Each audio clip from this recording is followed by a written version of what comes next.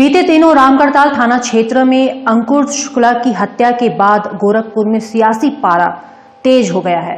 आज विनय शंकर तिवारी के नेतृत्व में बसपा, कांग्रेस सहित सभी पार्टियां एकजुट होकर डीएम कार्यालय पर धरना प्रदर्शन किया और सरकार को सबने मिलकर घेरा।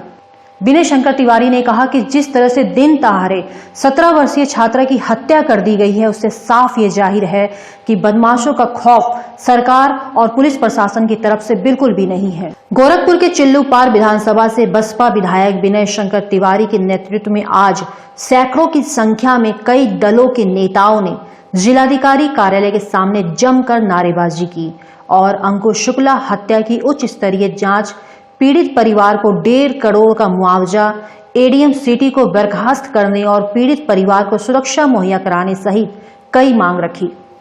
बसपा के विधायक विनय शंकर तिवारी ने कहा कि इस सरकार में ब्राह्मण समाज के ऊपर अत्याचार किए जा रहे हैं। रामगढ़ताल थाना क्षेत्र के रामपुर के रहने वाले छात्र अंकुर शुक्ला की हत्या इसका जीता जागता उदाहरण है। हम मांग करते हैं कि पुलिस और जिला प्रशासन दोषियों के खिलाफ कड़ी कार्रवाई करे और इन सब के ऊपर गंभीर धाराओं में मुकदमा पंजीकृत कर इनके साथ दोषियों जैसा व्यवहार करे। साथ ही पीड़ित परिवार को सुरक्षा व्यवस्था प्रदान किया जाए और उन्हें 1.5 करोड़ रुपए की आर्थिक सहायता दी जाए। उन्होंने कहा कि जिस तरीके से उत्तर प्रदेश की योगी सरकार का दावा है कि अपराधी अब पूरे तरीके से प्रदेश को छोड़कर या तो पलायन कर चुके हैं या जेल में हैं, ऐसे में उन दावों की पोल खोलता गोरखपुर का उनका खुद का गृह जनपद बयां कर रहा है। आज सभी समाज के लोग अंकुर शुक्ला को श्रद्धांजलि देने के लिए ही इनके अपराधियों के खिलाफ कड़ी कार्रवाई की मांग करते हुए धरने पर बैठे हुए हैं। अगर हमारी मांगों पर विचार नहीं किया जाता है तो आगे हम नीति बनाकर ठोस कदम उठाएंगे। आपको बता दें कि रामगढ़ताल थाना क्षेत्र के रामपुर में बीते 24 नवंबर को 17 वर्षीय छात्रा अंकुर शुक्ला की बेरहमी से हत्या कर दी गई थी, जिसको लेकर आज गोरखपुर में विरोध तेज हो गया है। आज सभी दलों के लोग जिला कार्यालय के समक्ष चिल्लूपार के बसपा विधायक विनय शंकर तिवारी के नेतृत्व में धरना दे रहे हैं और पीड़ित परिवार को 1.5 करोड़ रुपए मुआवजा, परिवार को सुरक्षा और एक सदस्य को सरकारी नौकरी की मांग कर रहे हैं। साथ ही साथ एडीएम सिटी को बर्खास्त करने की भी मांग की गई है। उन्होंने कहा कि सरकार में ब्राह्मणों के साथ अत्याचार हो रहे हैं। एक तरफ अपराधियों के खिलाफ सरकार का बुलडोजर चल रहा है, वहीं इस होनहार छात्रा की मौत के बाद आरोपियों के घर सरकार का बुलडोजर कब चलेगा और आरोपी के साथ अपराधियों जैसा व्यवहार पुलिस करेगी या नहीं। क्या मांगे जिसको लेकर आपको यहाँ मिले? देखिए, आप सब लोग जैसा कि जानते हैं कि 24 नवंबर को अंकुर शुक्ला नामक एक नौजवान की हत्या कर दी गई, निर्मम हत्या कर दी गई और प्रशासन उस पर कोई कार्रवाई नहीं किया, जबकि सरकार ये कहती है कि कानून व्यवस्था हमारे राज्य में बहुत बेहतर है। अगर बेहतर कानून व्यवस्था के बाद अगर दिन दहाड़े हत्या हो रही है तो हम इसको क्या कहेंगे। और एक तरह से देखा जाए तो सरकार अपराधियों की और पीड़ित की जाति देख के कार्रवाई कर रही है। अगर पीड़ित व्यक्ति किसी दूसरी जाति का है तो उसकी कार्रवाई दूसरे तरह से हो रही है, अगर वो ब्राह्मण समाज का है तो उसकी कार्रवाई दूसरे तरह से की जा रही है। तो सरकार से हमारी मांग है कि भाई कार्रवाई कानून सम्मत की जाए। आज अपराधियों को महिमा मंडित न किया जाए।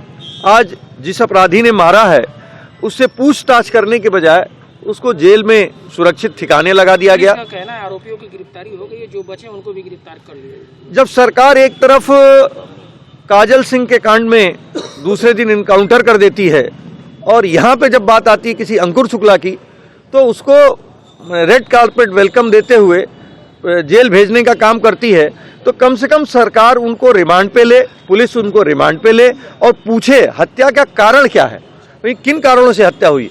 क्योंकि जब अंकुर शुक्ला के परिवार के लोगों ने 6 महीने पहले वहाँ पे जब एफआईआर किया था, रिपोर्ट किया था, तो जो अपराधी हैं उन्होंने चोरी किया था उस घर में, तब उस सरकार ने इन्हीं लोगों से पैसा दिलवा के मामले को रफा दफा कर दिया था। और उसी समय यदि अपराधी को दंड दे दिया गया होता तो मेरे ख्याल से अपराधी का ये साहस नहीं होता कि वो आज उनकी अंकुर शुक्ला की हत्या होती और एक नौजवान हमारे बीच में से असमय चला जाता। तो आज की तारीख में यदि देखिए तो सरकार की दोमुही नीति है, दो तरफी नीति है, तो हम इसके विरोध में हैं और सरकार से इसके खिलाफ हम लोग ये मांग कर रहे हैं कि सरकार जिस तरह से मनीष गुप्ता की जो पीड़ित हैं उनको 50 लाख रुपया दी थी तो 1.5 करोड़ रुपया इस परिवार को दिया जाए, एक सरकारी नौकरी दी जाए और इनको सुरक्षा प्रदान की जाए, क्योंकि दिन दहाड़े हुई हत्या में आज भी कोई वहाँ गवाही देने के लिए तैयार नहीं है। तो कितना आतंक होगा उस अपराधी का। और सबसे बड़ी बात, उस अपराधी का नाम अगर सुनेंगे आप तो उसमें किसी अपराधी का नाम कट्टा है।